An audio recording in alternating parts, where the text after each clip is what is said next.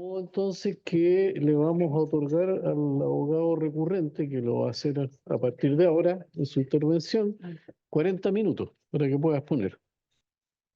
Y mañana escucharemos a los demás abogados y les indicaremos los tiempos que en todo caso seguramente van a ser aproximadamente equivalentes a lo que le estamos otorgando al señor Muga. Así que si no tiene prueba, abogado, que ofrecer para acreditar la causal de nulidad, ¿no? No, señoría, no tengo. Ya, puede comenzar entonces su alegato. Muy bien. Muchas gracias, señor presidente. Con su venia y con la de este excelentísimo tribunal, alego en representación de los tres condenados en esta causa, don Edmundo Piraíno, don Juan Pablo Rodes y don Carlos Lizana. Los tres, excelentísimo señor, fueron condenados en la sentencia dictada después de 6 meses de un juicio oral por el Tribunal Oral de Concepción en calidad de autores, los tres, del delito contemplado en el artículo 44 de la denominada Ley de Residuos o de Responsabilidad Extendida del Productor, 20.920. Excelentísimo señor, este recurso, dado el tiempo que se me ha concedido, voy a hacer omisión de cualquier antecedente que no diga estricta relación con los causales, ¿no?, que se han invocado en este recurso.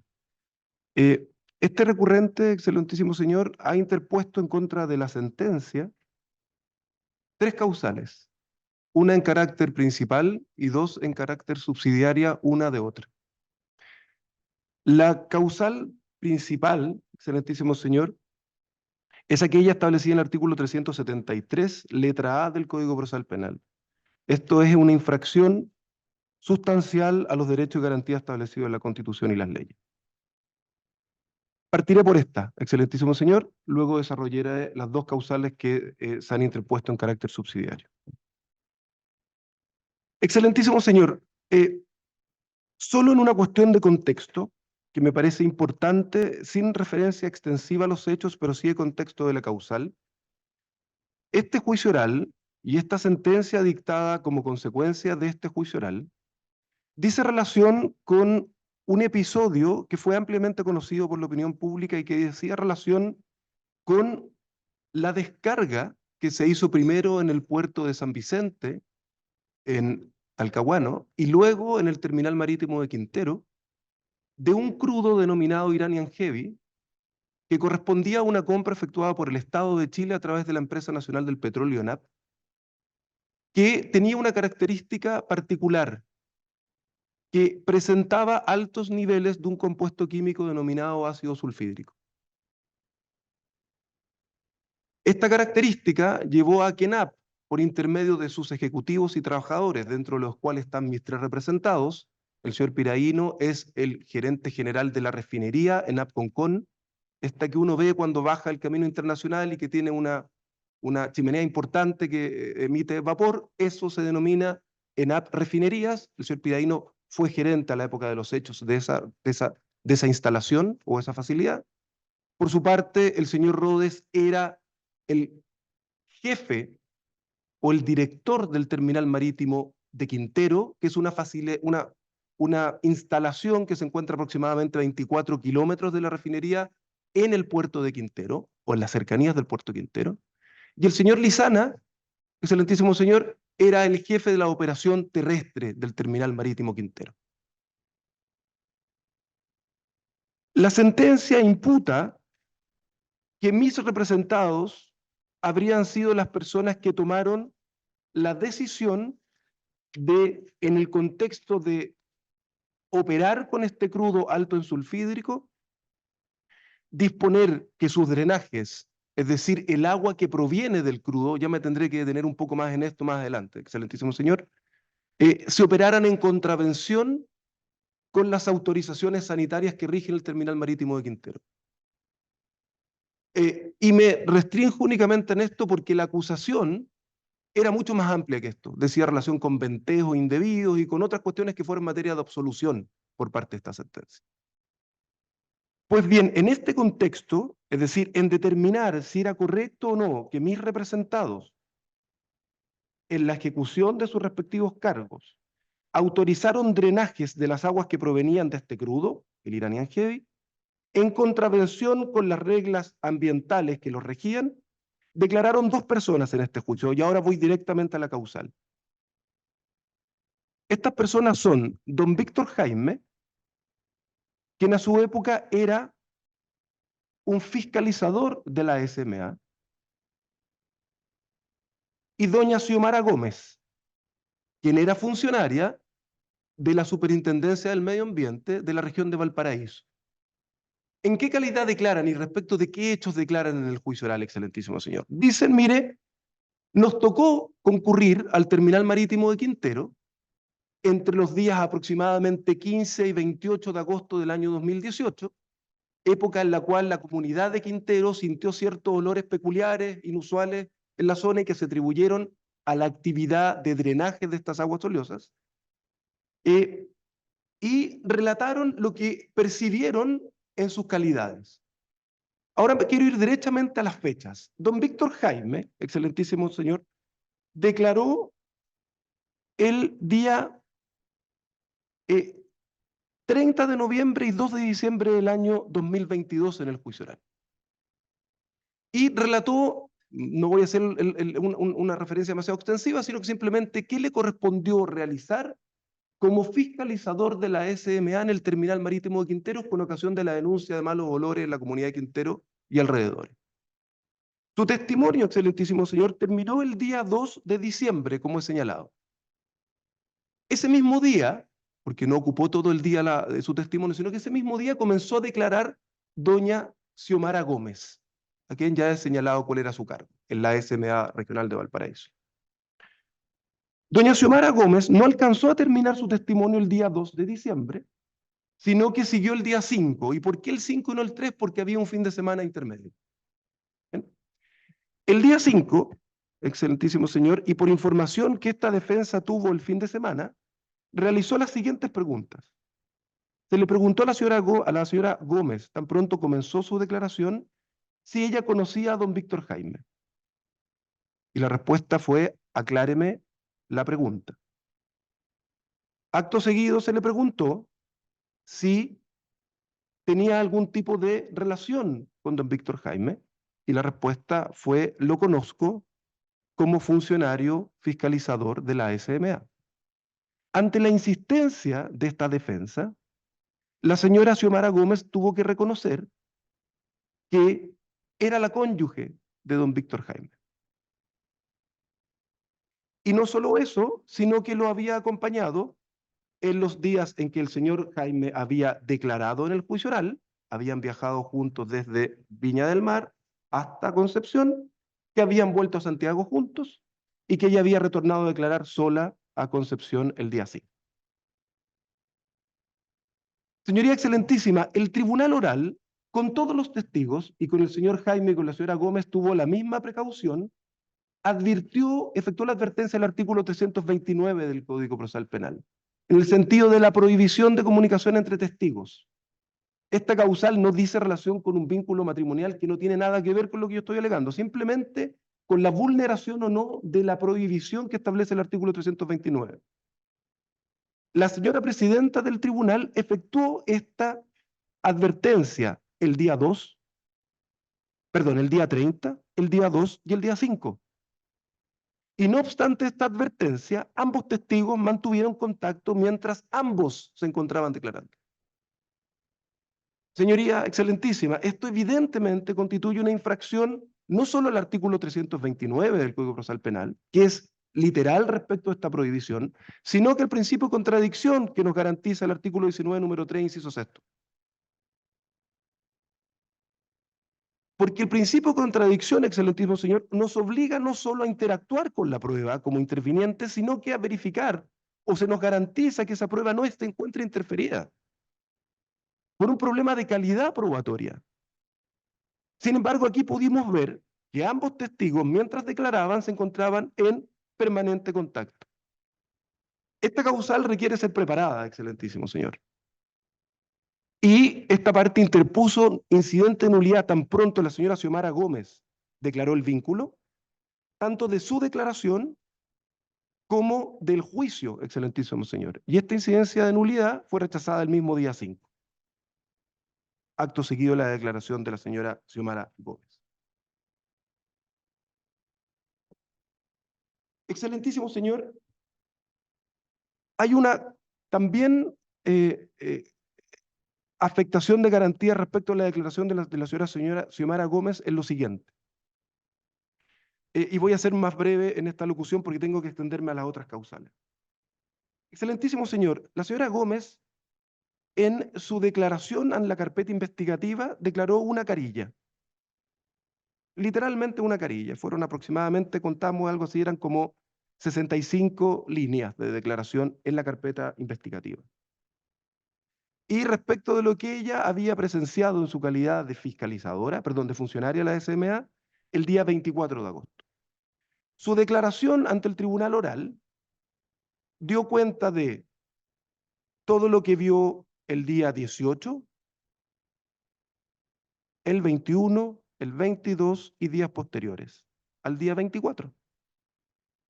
Excediendo largamente, por lo tanto, lo dispuesto en el artículo 181 del Código Procesal Penal, en el sentido de que el deber de registro, excelentísimo señor, si bien no puede transformar el juicio oral en un juicio de actas, debe fijar ciertos bordes o contenidos mínimos de la declaración que presta el testigo, para asegurar que las partes podamos interrogar debidamente, con la información correcta. Pero cuando un testigo se excede en la forma que la señora Gómez hizo respecto de actividades no consignadas en su declaración, claramente infringimos nuevamente el principio de contradicción que nos garantiza la Constitución. Excelentísimo señor, el tribunal valora ambos testimonios en el considerando 52 para los efectos de condenar a mis representados, porque considera en ese considerando, o establece en ese considerando, que ambas declaraciones para los efectos de establecer los olores inusuales como sinónimos de residuos peligrosos son suficientes para calificar la operación del terminal marítimo Quintero en tal sentido. Por esta causal, excelentísimo señor, nosotros lo que solicitamos a vuestra señoría excelentísima es la anulación de la sentencia, consecuentemente del juicio oral, y que en aquella parte, es decir, en la condena por el artículo 44, se disponga la remisión de los antecedentes de un tribunal no inhabilitado. Excelentísimo señor, pasaré ahora a la segunda causal, esto es una subsidiaria de la principal que ha sido alegada. Y corresponde a lo dispuesto en el artículo 373, letra B del Código Procesal Penal. Esto es una errónea aplicación del derecho que ha influido sustancialmente en lo que se ha resuelto por parte del Tribunal Oral de Concepción. Señoría, en esto voy a tener que detenerme un poco más de tiempo que en la primera causal. Yo sé que esto va en perjuicio de las causales subsidiarias siguientes y sobre eso probablemente por razones de tiempo, excelentísimo señor, tendré que hacer referencia solamente al recurso. ¿Bien? Pero me parece que tengo que concentrarme en esta causal con la suficiente detención para poder explicar el problema normativo que aquí subyace. Excelentísimo señor, el tribunal ha calificado como ilícito una conducta que no lo es. El artículo 44 de la Ley de Responsabilidad Extendida del Productor, Ley de Residuos, o incluso se denomina Ley de Tráfico de Residuos, es un tipo penal de medios, un tipo penal doloso, desde luego, de medios cerrados, en el sentido que no admite cualquier hipótesis de comisión, sino que únicamente las que describe el artículo 44, con una hipótesis contenida en el inciso segundo, que es de agravación por resultado, y que contiene un elemento normativo del tipo. ¿Qué dice el artículo 44? Sanciona a aquel que importe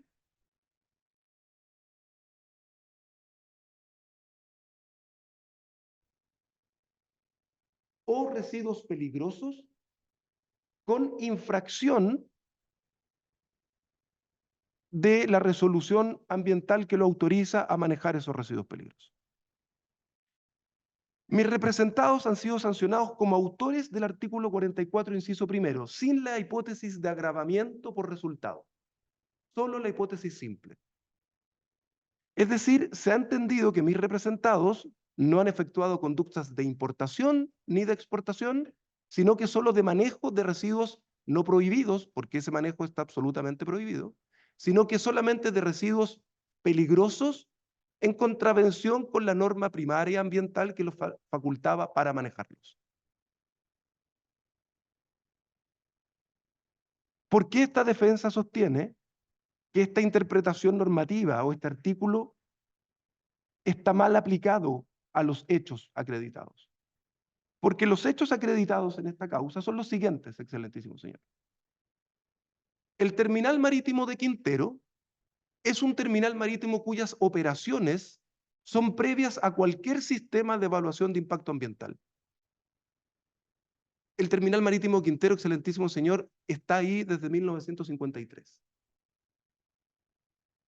Para adecuar las actividades del terminal marítimo Quintero a la regulación ambiental vigente, se presentó un proyecto que se sometió al sistema de evaluación ambiental y que derivó en una resolución de calificación ambiental, que es aquella denominada 053 del año 2005. Este terminal marítimo de Quintero opera con residuos, excelentísimo señor. ¿Y por qué opera con residuos? Por la siguiente razón. Voy a tratar de simplificar la operación para los efectos de esta causal de la mejor manera que puedo, excelentísimo señor. Al terminal marítimo Quintero arriban a su terminal, a su boya, dos tipos de barcos, excelentísimo señor. Uno que trae los productos terminados, benzina, querosén, en fin, y otros que traen el producto bruto, que se denomina crudo, excelentísimo señor. De ese crudo salen muchas cosas. Sale desde luego la benzina que usan los automóviles, la parafina con la que se calientan las estufas, sale el combustible de avión, sale el asfalto, en fin, una serie de productos. Pero ese crudo es una materia prima que se almacena en estanques, que son los estanques que uno ve cuando pasa por Quintero. Unos estanques muy importantes, de cientos de miles de litros. El crudo, por una cuestión física, tiene menos densidad que el agua, excelentísimo señor. Es más liviano que el agua. Cuando se almacena, se separa del agua. El crudo queda arriba, el agua que trae el crudo abajo. Esa agua se tiene que drenar porque el crudo no se puede tratar, no se puede refinar con agua.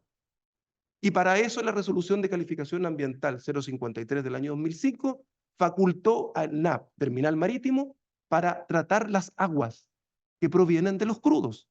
De todos los crudos, señoría, no hay crudo en el mundo. Usted lo busque en Irán, lo busque en Venezuela, lo busque en Brasil o en Estados Unidos, no hay crudo en el mundo que no tenga una composición significativa, entre el 8 y el 15% aproximadamente, de agua. Esta resolución de calificación faculta entonces a trabajar, por decirlo así, con este residuo.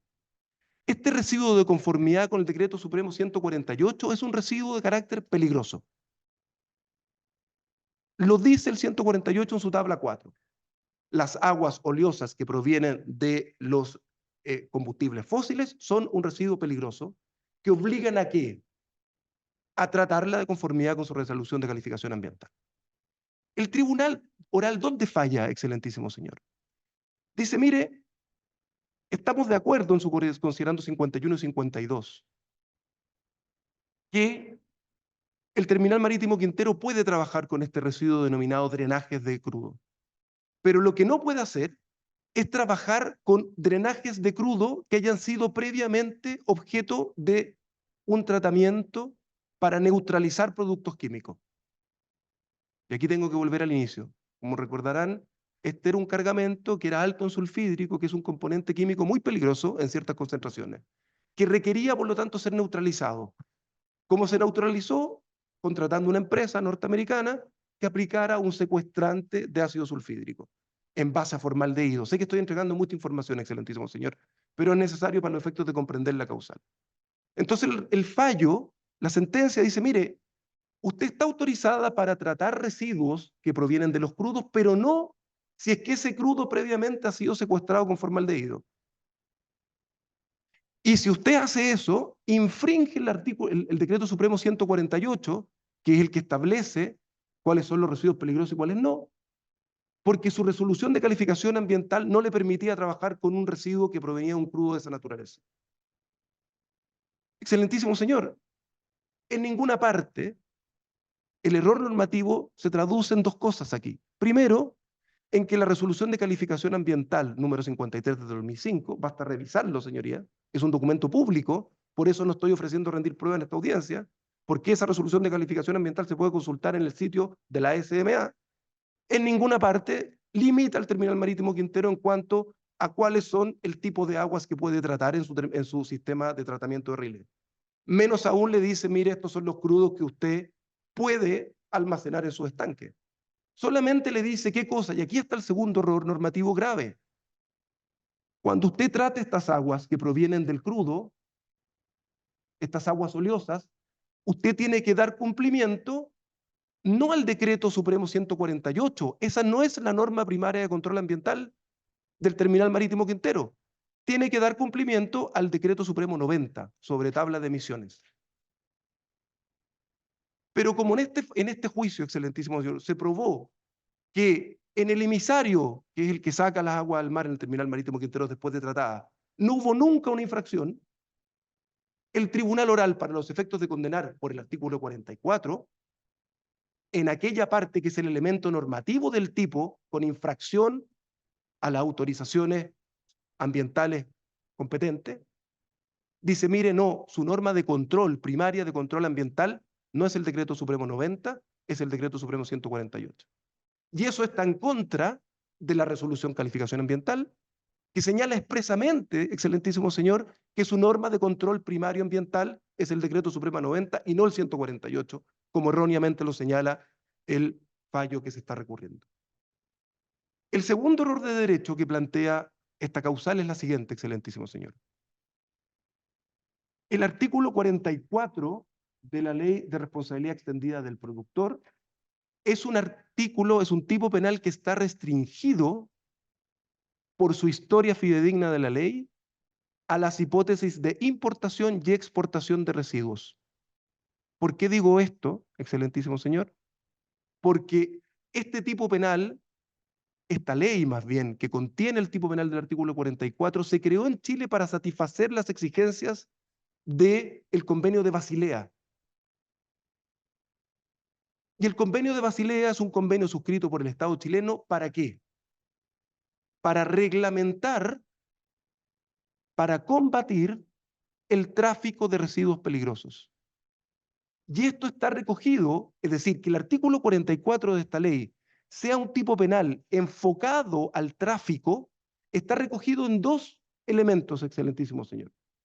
El primer elemento es precisamente el encabezado del artículo 44, por el cual mis representados han sido condenados, que dice expresamente sobre el tráfico de residuos peligrosos. El título del tipo penal es sobre el tráfico de residuos peligrosos.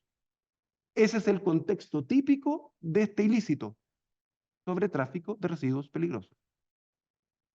Y luego, cuando uno mira la historia de la ley, excelentísimo señor, este es un documento público, reitero, y por lo tanto, me parece que la referencia que voy a hacer es muy mínima. En el segundo trámite legislativo, el senador Girardi, que fue el promotor de esta ley para adecuar la normativa interna al Convenio de Basilea, dice lo siguiente. Al respecto, esto fue en junio del año 2016, excelentísimo señor. Al respecto, destaco las normas internacionales en materia de tráfico de residuos peligrosos. No puede ser que el tráfico de residuos peligrosos termine en una multa, en una pena simple. Debe haber sanción penal, como en todas partes del mundo. Porque ya como lo dije, en algunos países esta es la cuna de la muerte, o sea, para siempre, aunque se trate del residuo.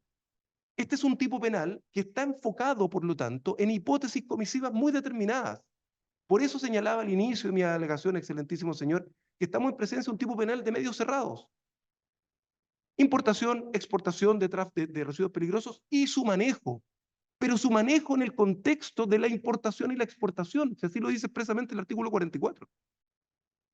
Excelentísimo señor, para avanzar nuevamente, esta parte contrató 3 informes en derecho que fueron expuestos en sus conclusiones en el juicio oral. Doña Valentina Durán, que emitió este informe antes de tener el cargo público que hoy día tiene. Don Alex Van Bessel, profesor titular de Derecho en la Universidad Católica. Y don Marcelo Villena, profesor titular de Derecho en la Universidad de Concepción. Los 3, por separado, en épocas distintas, concluyeron exactamente lo mismo. Este es un tipo penal que debe ser materia de interpretación restrictiva. Hay que tomarse en serio la accesoriedad del derecho penal. Medios comisivos cerrados en el contexto del tráfico, porque lo que inspira este tipo penal es el Convenio de Basilea. Excelentísimo señor, la última parte integrante de esta causal, yo no sé cómo estoy de tiempo, excelentísimo señor, ¿cuántos minutos me quedan? Le quedan 15 minutos. Gracias, señor presidente. En esta causal también tengo que referirme al tercer error normativo. He señalado dos. El tercero es el siguiente. Mis representados, como ya dije, son el gerente de refinerías, el gerente del terminal marítimo Quintero o su director, estoy empleando mal la palabra, es el director del terminal marítimo Quintero, y el director del área terrestre, el de las operaciones de tierra. ¿Por qué de tierra? Porque se oponen a las a las operaciones en mar, a las operaciones con los buques. Son dos directores distintos. El acusado y condenado es el director del área terrestre, el señor Carlos Lizana. Pero al momento de fundar su participación, excelentísimo señor, considerando 52, el tribunal lo hace aludiendo a sus perfiles de cargo, excelentísimo señor. Únicamente sus perfiles de cargo. A un documento, excelentísimo señor, a un contrato de trabajo. Pero prescinde de la abundante prueba, excelentísimo señor, que hay sobre lo siguiente. El señor Piraíno, el gerente de la refinería, estaba a 24, tal vez estoy exagerando, pero a 20 kilómetros de los hechos el día 18 de agosto del 2018, cuando ocurrieron estos olores inusuales. No existe un elemento de prueba en este juicio oral, ninguno, salvo la descripción de cargos que lo vincula jerárquicamente con el señor Rodes, que lo ponga tomando una decisión respecto a los drenajes que se realizaron el día 17 de agosto, que lo ponga dando alguna instrucción, que lo ponga firmando algún tipo de autorización, ninguna conducta concreta, solo un perfil de cargo, excelentísimo señor. Lo del señor Lizana es aún más grave. El señor Lizana autoriza el drenaje el día 17, es decir, excelentísimo señor, cuando digo el drenaje es abrir una llave para que empiecen a escurrir las aguas por el sistema de tratamiento de riles. Pero el mismo día 17, o si no me equivoco, el día 18, antes de la percepción de olores en la comunidad de Quintero, el señor Lizana se va a Lima, a Perú, excelentísimo señor. ¿A qué? Por una comisión de servicio a la cual ENAP lo había enviado. Desde Lima coordina ciertas acciones vinculadas a los olores que se empezaron a percibir en las comunidades. En Lima, excelentísimo señor, al día siguiente del drenaje. Y del señor Rodes, que es el director terminal marítimo Quintero, ni una sola palabra acerca de cuál es la imputación concreta de conducta. Entonces, excelentísimo señor, ¿qué es lo que se vulnera normativamente aquí? El principio de culpabilidad. Excelentísimo señor, la culpabilidad no es un juicio abstracto, como podría ser la antijuridicidad. La culpabilidad es un juicio de reproche concreto a ese sujeto por lo que hizo o por lo que dejó de hacer si estaba en posición de garante. Pero ¿qué es lo concreto que aquí el considerando 52 le imputa a mis representados como reproche de culpabilidad? No se observa, excelentísimo señor. Simplemente no se observa. Por estas tres causales, excelentísimo señor, que han influido en lo dispositivo, estos errores normativos, de interpretación normativa, han influido en lo resuelto, de tal forma que los han condenado como autores del artículo 44, inciso primero, es que esta parte solicita, de conformidad al artículo 385, no la nulidad del juicio, excelentísimo señor. Porque aquí lo que ha ocurrido es la hipótesis prevista en el artículo 385 precisamente, que es haber considerado como delito un hecho que no tiene tal carácter en virtud de las argumentaciones que he señalado, y por lo tanto habilita a vuestra señoría excelentísima a, previa vista causa, que es lo que está ocurriendo ahora, dictar la sentencia de reemplazo, absolviendo a mis representados por no ser estos hechos constitutivos del delito que se les imputó. Excelentísimo señor, me quedan 10 minutos, los dedicaré brevemente a referirme a dos cuestiones importantes. La tercera causal de mi recurso dice relación, excelentísimo señor, con la letra B del artículo 374 del Código Procesal Penal, en relación a la letra C del artículo 342. Esto tiene que ver con la valoración o no valoración de prueba rendida al juicio. Esto tiene básicamente dos manifestaciones, excelentísimo señor. La primera tiene que ver con el hecho que el tribunal, para poder calificar como una actividad ilícita la desplegada por mis representados en el terminal marítimo de Quintero, concluyó que las aguas oleosas que se drenaron por su sistema contenían un producto que no estaba autorizado por la RCA 53, como ya lo he señalado. Esto es el secuestrante el secuestrante del ácido sulfídrico. Un secuestrante que se llama formaldehído, excelentísimo señor. Y sostuvo que esas aguas oleosas contenían trazas de ese secuestrante, es decir, de formaldehído. Pero eso contradice toda la prueba rendida en el juicio oral. Y la prueba rendida no por la defensa, sino que por el Ministerio Público. ¿Y por qué me digo de esta forma? Porque, excelentísimo señor, el testigo, don Rolando Pérez, quien declaró el 11 de diciembre del año 2022 en juicio, que es un testigo del Ministerio Público. ¿Y quién es don Rolando Pérez? Un ciudadano norteamericano que fue el que estuvo a cargo de secuestrar el ácido sulfídrico en ambos terminales, San Vicente y Quintero. ¿Y qué dice don Rolando Pérez? Testigo del Ministerio Público. Dice, mire, para saber si queda formaldehído en el agua, usted tiene que saber si hay o no hay sulfídrico en el agua, que es este compuesto químico que traía el crudo, como yo le señalé al inicio de mi alegación. Si hay trazas de sulfídrico, no puede haber formaldehído porque ambos componentes son excluyentes. Y en este caso en particular, en estos hechos, siempre hubo trazas de sulfídrico. Por lo tanto, no había formaldehído libre en el agua. Lo dice el testigo del Ministerio Público. Pero también lo dice don Nicolás Grob, quien trabajó con el señor Pérez en esta actividad de secuestro de ácido sulfídrico. Pero también lo dice don Claudio Saror. Señoría excelentísima, no existe experto ambiental más destacado que don Claudio Saror, profesor de la Universidad de Concepción y probablemente el especialista en materia ambiental más destacado en Chile. Compareció a este juicio y declaró exactamente lo mismo, sin excepción ni ningún tipo de contradicción con el otro testigo del Ministerio Público, don Rolando Pérez, ni con don Nicolás Grob. Entonces el tribunal sostiene que las aguas oleosas contenían formaldehído en contra de la prueba rendida en juicio. Y sostiene, y esta es la segunda variante de esta misma causal, que los olores percibidos por la comunidad en los días 18 y siguientes de agosto del año 2018 constituyen un residuo peligroso de conformidad con el Decreto Supremo 148. Esa afirmación del tribunal en su considerando 52 puede ser contrastada con el Decreto Supremo 148 y ver que nada se dice en ese Decreto Supremo respecto de los olores como una característica que permite establecer qué residuos son peligrosos y cuáles no. Pero también es contradictorio no solo con lo normativo, sino que con la prueba.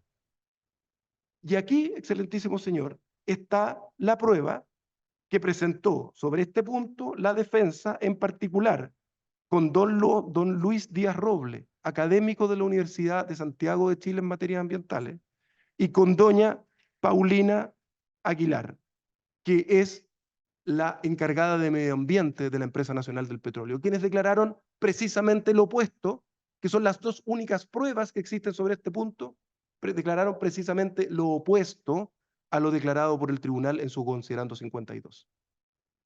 ¿Quién es el único testigo que dice que los olores percibidos pueden ser indicativos de residuo peligroso? Nuevamente, don Víctor Jaime, a quien ya me referí en mi primera causal de nulidad.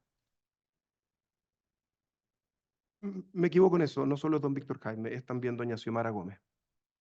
Excelentísimo señor, para concluir mis alegaciones y agradeciendo el tiempo que se me ha concedido, quiero hacer simplemente presente una cuestión de admisibilidad en el recurso contrario, el que patrocina el abogado señor Remberto Valdés, muy brevemente, Sus causales de nulidad, que las expondrá, no cabe ninguna duda, dicen relación con errores, errónea aplicación del derecho.